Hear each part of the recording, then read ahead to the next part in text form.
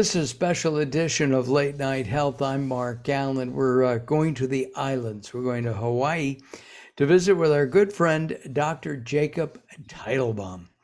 And we're going to talk about the holidays that are coming up. We've had Dr. Teitelbaum on the show several times. His book, of course, is From Fatigue to Fantastic.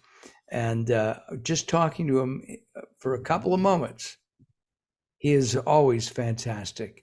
Doctor, welcome back to Late Night Health. Mark, it's great to be with you and with all of your viewers. And for those of you out there who dread the holidays, we're going to teach you how to make it the most fun ever. Wow. Can you, we were talking, can you be silly and ridiculous at the holiday times? No! No!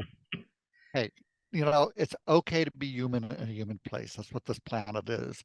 We're really just children. I mean, if you think about what we don't know squat. We're maybe in the grand scheme of the universe, we're maybe kindergarten level. And if you've ever watched kids out there, they're ridiculous.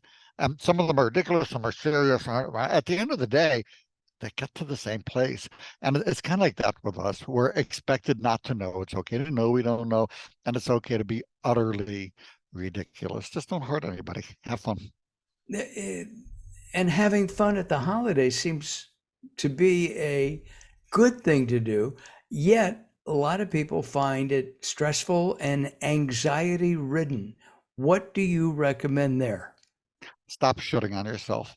So what do I mean by that? Most of us have this list of things we should do. Should do this, should visit the parents, should visit the kids, should buy presents, should sit there and blah, blah, blah, blah, blah. And we're shooting on ourselves. Knock it off. So what I'm going to invite you to do, number one, realize. Are you inviting us all? Wait, excuse me. Are you inviting us all for the holiday dinners?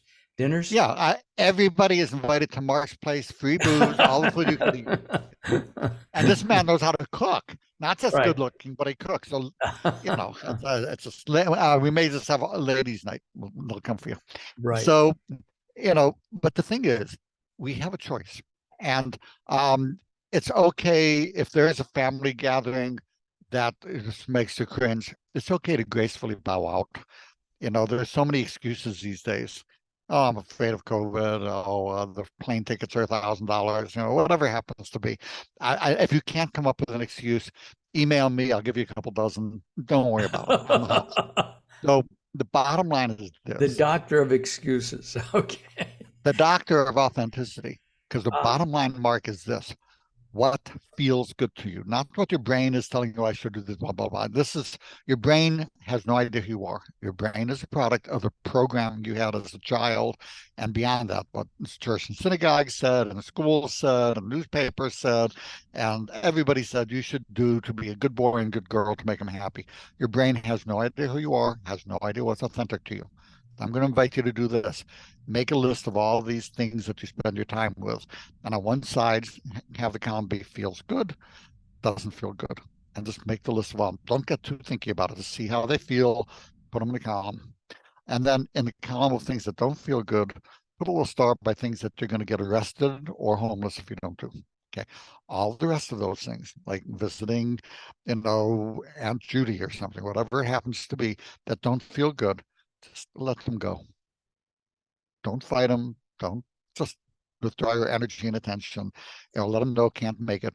Or if you do, just make it short and choose. And maybe some family members that feel good and some that make you cringe. Do a polite hello and a peck on the cheek for the ones that make you cringe. And as soon as they start going, "Hey, you haven't brushed your teeth? So why aren't you a doctor yet?" You go, "Oh, Martha. Oh, sorry. I love you. See you. Oh, Jimmy."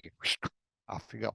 So what do you do though when Aunt Joy, or whatever her name might be, reaches over and pinches your cheek, doesn't let go, and says, accidentally stomp on her toe once. "Oh, I'm so sorry, Auntie.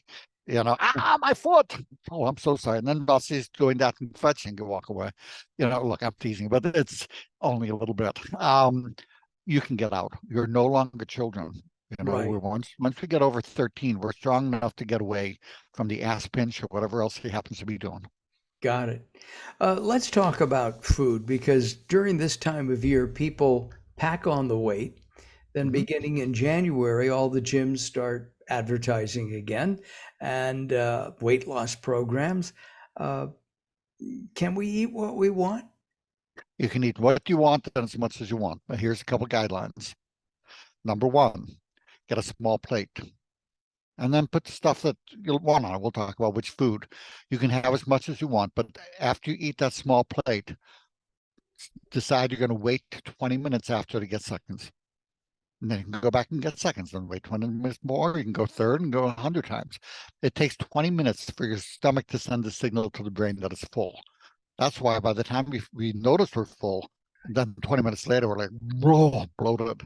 So you're going to find you can have one small plate or two, and you're going to have all you want, because if you give it 20 minutes, the signal will get to your brain and let you know.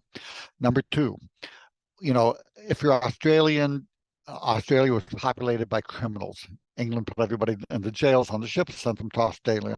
I think it's brilliant. If I was Australian, I would celebrate it. They call it the blot, or they're ashamed of it. No, we were founded by Puritans. These are people who were so annoying.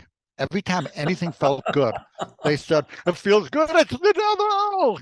Here's back to ridiculous again. They're so annoying that they got herded onto ships and pointed west. And they said, you go out to sea, and they said, but the earth is flat, we're going to fall off the end and die. And the people had pistols, and they said, you don't go, we're going to shoot you right now, you're going to be dead. So they went, and they didn't fall off the edge of the earth, they landed in America instead. They were very kind people. They killed all the Native Americans who fed them and kept them from starving. And then they went ahead and convinced us with our Puritan ethic that anything that feels good is bad for you. That's an insane thought. Whether you believe that there's a loving God that loves the children that made us all, in which case you're going to make everything that feels good bad for us. What kind of devil insane being is that? Or if you believe that it's all evolution, it's like evolution is going to make things that feel good for you. It just tastes good for you. So this whole concept is silly. So unless the food processors have gotten a hold of it and loaded it full of sugar and stuff, but if it's a reasonably whole food, it's not processed to death with a bunch of chemicals and stuff. If it feels good and tastes good, it's good for you. Chocolate is a health food in moderation, not low calorie. Coffee and tea are health foods. People say, well, is it healthier to be vegetarian or to eat meat? Well, it depends on the person. There's times I'm vegetarian, there's times I eat meat, and different depending on the work I'm doing. There's no one right thing. See what feels the best to you. So most of those things that feel good are good. You mentioned before we started bacon.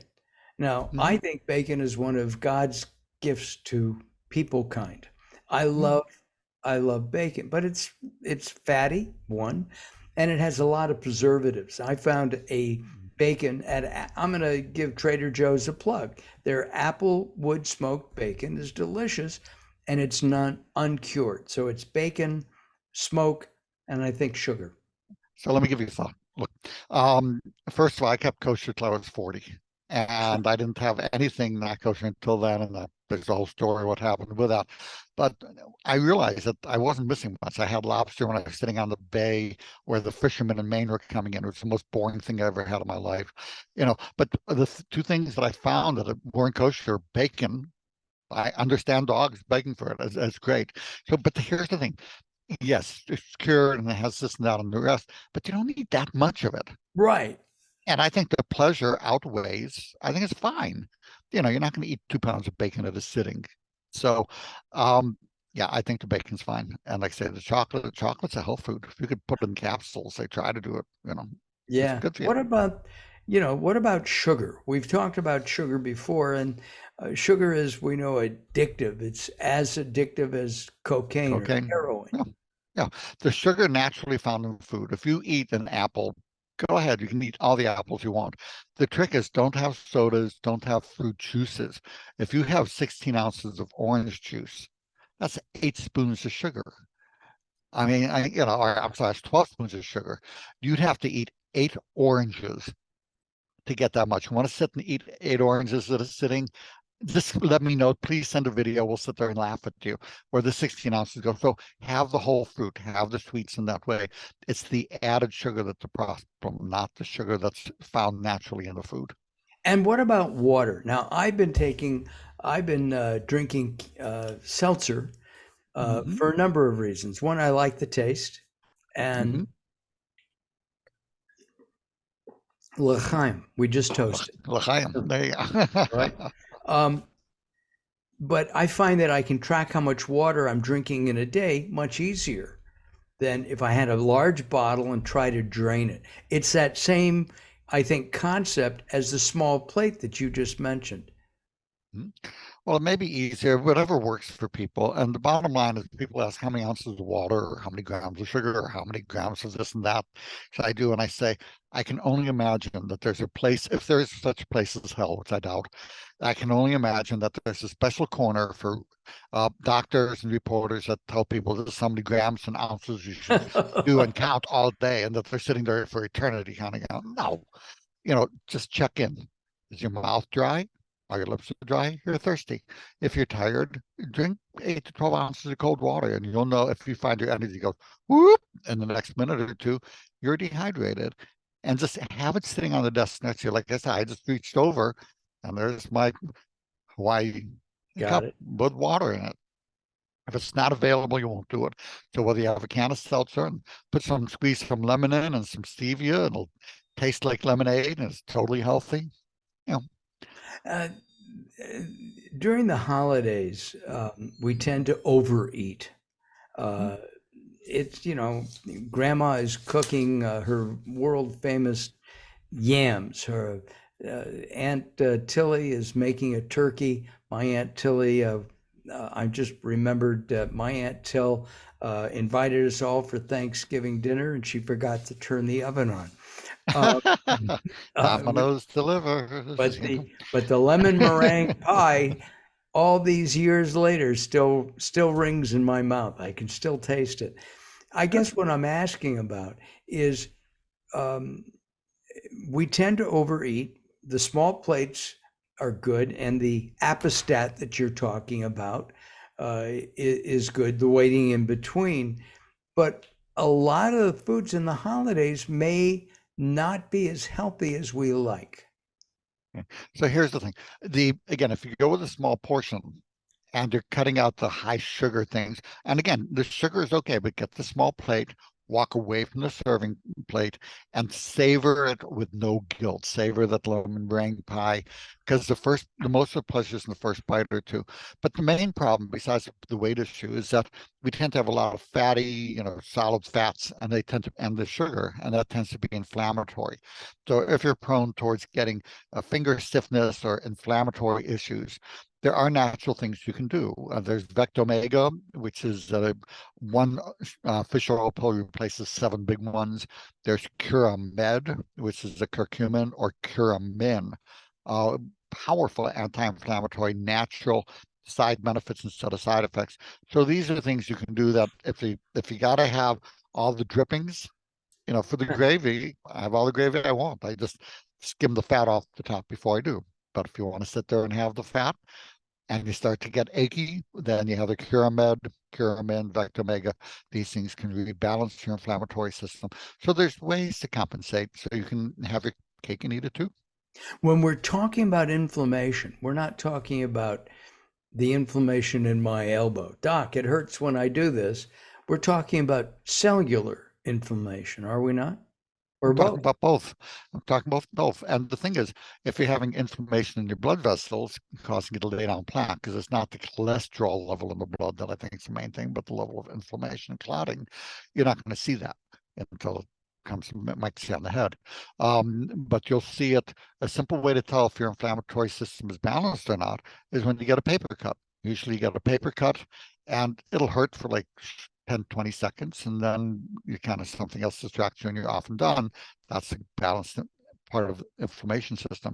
But if 2 hours later that paper cut is still hurting, it's still red and getting your attention, your inflammation is out of balance. If you have anything that ends in itis, arthritis, for example, colitis, your inflammation system is out of balance. And again, the simple things, if it's gut and lung inflammation, boswellia, settles that down. If it's joint inflammation, again, the Curamin, Curamin, is a pain relief miracle. And like say for the fish oil, I don't like burping up fish oil all day. So if you don't like the salmon, if you don't like the tuna, you don't like the herring, growing up, herring is soul food for me, Oh, me like for too. stuff, so, but it had to be in the wine sauce. But anyway, Oh, yeah. but I then, like it with like the to cream make up, sauce. there you go. Yeah, you come over, I'll supply my ties and the herring and we'll go. Oh, I'd love that. And herring is a great fish. I think it's one of the most abundant fishes, but sardines, anchovies, these are all really good for you. Not necessarily the kind in a can, but the fresh anchovies, one of my favorite things. Fresh anchovies with garlic and olive oil. Well, Oh, I think you and and my wife are going to be friends. yeah. And my wife won't touch it. She Exactly. doesn't I won't. like I it. won't either. You don't like that one either, huh? No. No, but the herring you But will. I just bought Matcha's herring this week. It's almost all gone. As we wrap up our time together this time, let's talk about sleep. During the mhm. holidays, you party, you drink too much, you have too much coffee, right? Any Uh, great? and you said to us earlier you can be crazy, but not too crazy. Just don't hurt anybody. Be or yourself. Be as crazy as you want. Be as ridiculous as you want.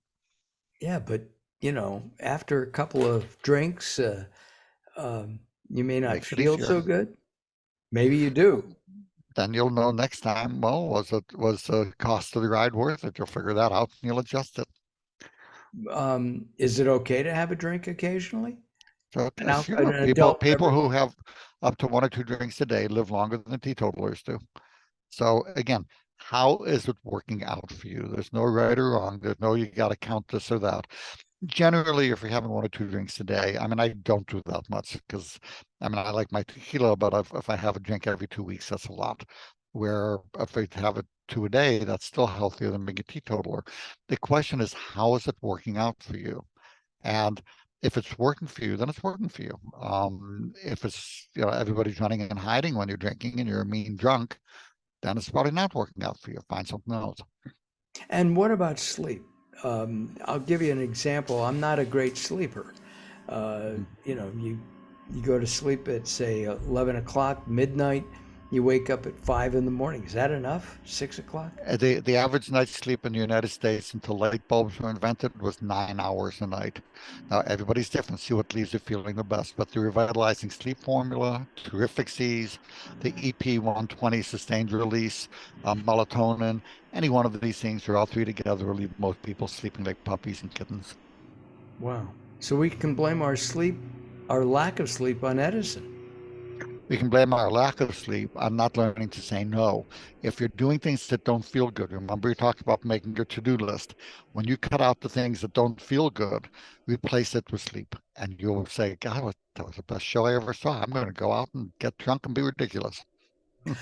We are out of time. Our guest is Jacob Teitelbaum, and he's an integrative. I call you integrative because he blends both allopathic and alternative or holistic health together. And I think that's the way to go. And I think it's the future of medicine. Doctor, thanks for joining us. Will you come back? Always a pleasure to be on with you, Mark. You too. And we've done a lot of video chatting. We hook up at conventions. That's Yep. we've done that. And Uh, cheap bars. Mhm. and those, yes, we haven't done that part. Oh, okay. We'll do that then a deli crawl at the same All time. right, you come into LA. There's like 6 new delis. All right. I'm Mark Alyn. We've got information up on how to reach Dr. Teitelbaum, how to learn about his books and his products, and more. We will see you next time on Late Night Health. Bye bye for now.